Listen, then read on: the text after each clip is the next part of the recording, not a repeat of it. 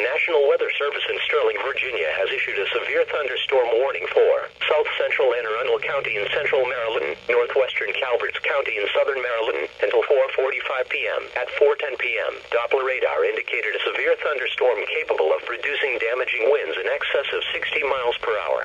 This storm was located near Breezy Point and moving north at 55 miles per hour.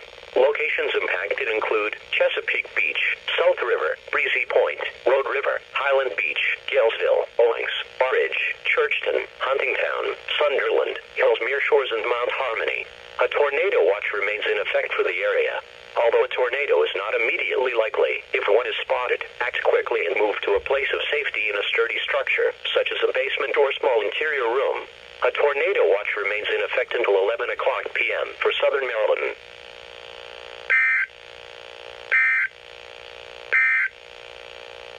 The National